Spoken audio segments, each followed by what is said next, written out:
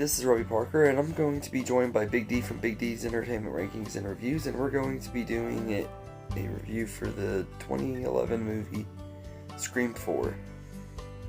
So, in this movie, Scream 4 takes place 15 years after the events of the first movie, and Sidney Prescott returns to Woodsboro as the last stop on her book tour when a new ghost face emerges, killing Woodsboro High School students in an effort to remake the events from the previous 15 years.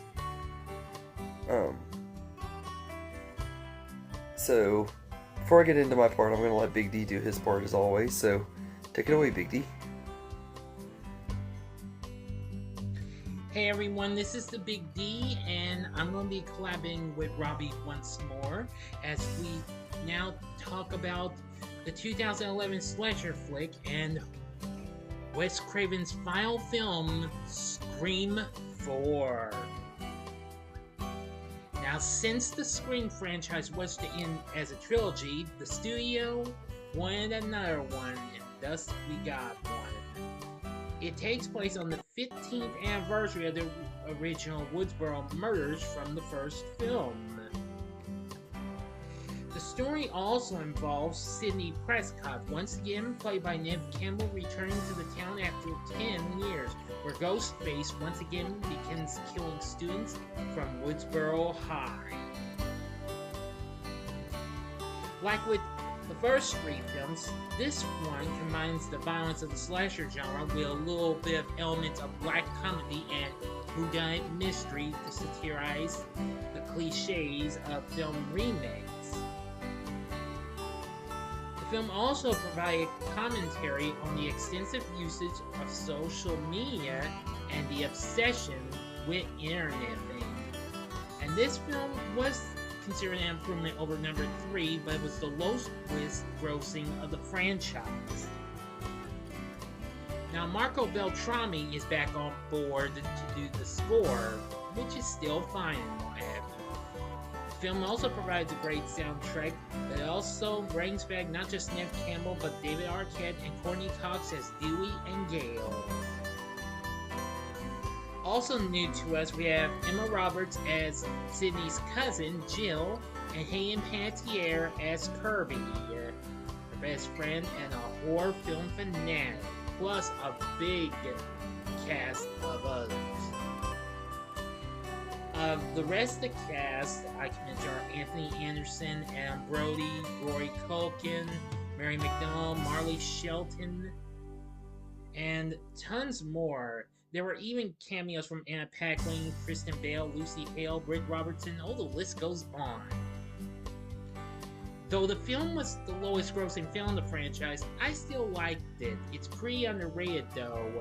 This was the final film to be directed by Wes Craven before his death 4 years after this in 2015. Still, I have to say this actually redeems the franchise after everybody wasn't too thrilled or they were all mixed on number 3.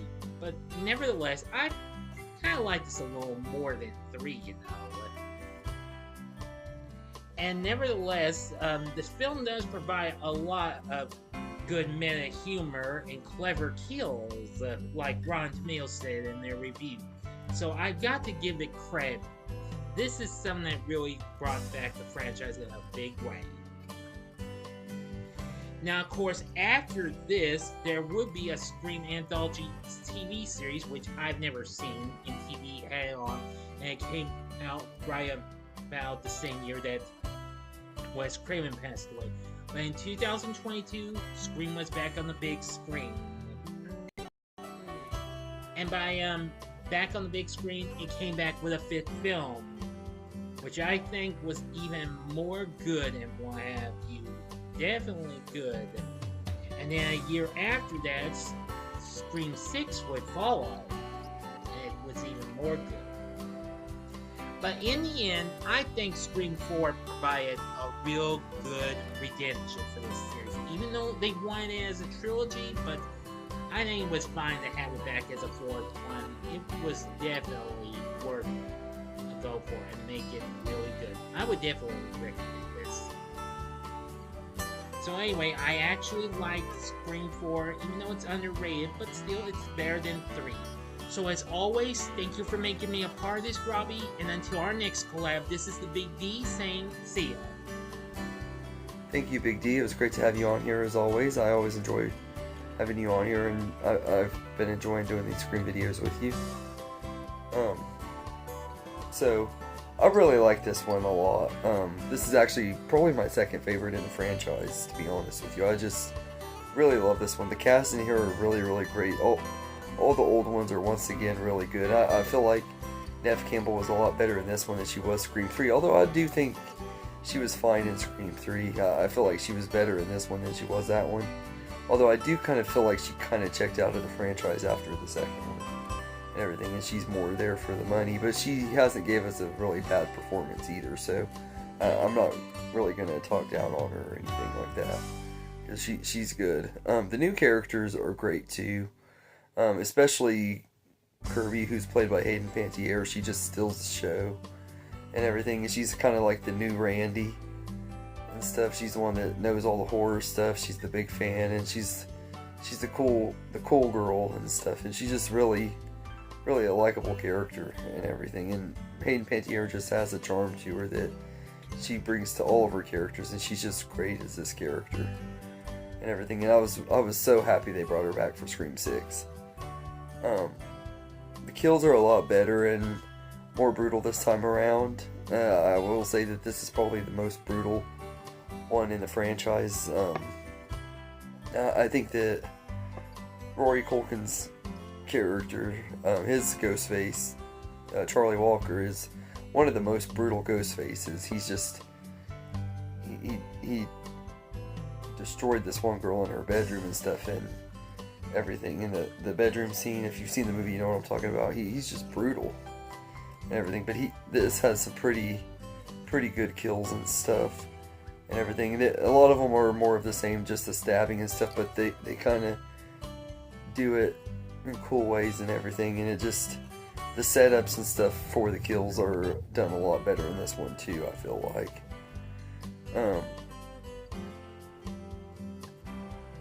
The reveal of the killers is awesome and shocking, although I do think that Jill's motivations are dumb and everything. I think that she's one of the best ghost faces. She's just flat out crazy and only is doing it because she wants to be famous and everything. And I usually don't like it when characters are using stuff for fame in the Scream movies. They're usually the most annoying characters to me. Like, I feel like Gail Weathers and Cotton Weary are two of the most annoying characters, and to an extent I think Jill is annoying and everything, but I think that she's also crazy as heck, and Emma Roberts did a really great job playing her, and there's just something about her that I like her, and I think she's a really good ghost face. I don't know if I'd say she's one of my very most favorites, but I do like her quite a bit. She's probably in my top 5 ghost faces and stuff for sure.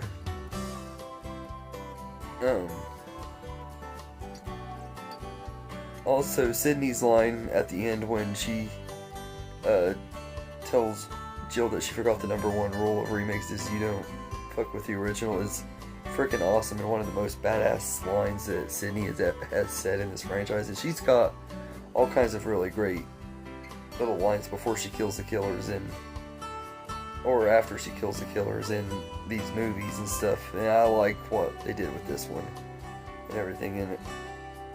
That was just a really awesome line. And everything. As far as negatives go, I don't have a lot. I will say that Gail is pretty annoying in this movie. All she does is act jealous of Dewey's new partner, and her investigation just gets annoying at times. Like she won't keep her head out of things and everything when Dewey clearly wants her to and tells her to and everything. And while the kills have better gore, I wish they'd have been more creative than the same old stab and everything. Like I said, that's just something I'm going to say on all of them though. But I do feel like the kills were better in this one too though, so it's kind of a mixed bag on that. The ending could have been better too. Like, I feel like this should have been the movie where one of the main three died and everything, because it was kind of getting repetitive and stuff.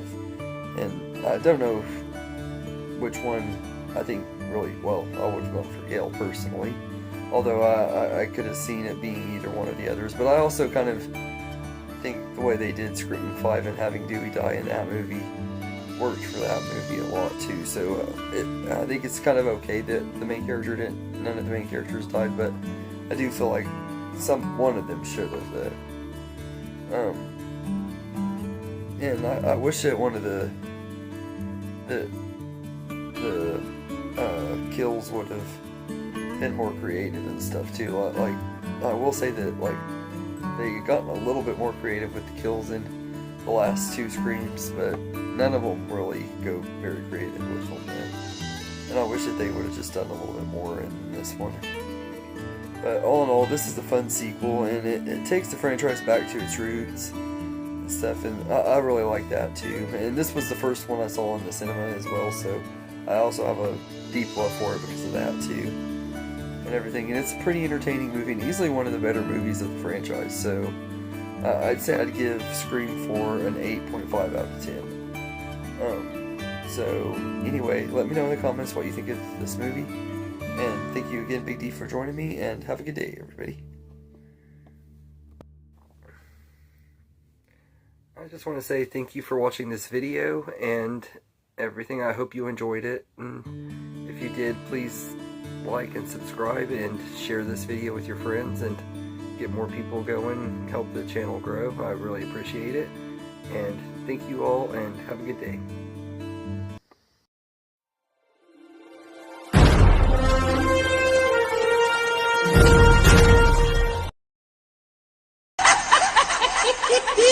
Ah!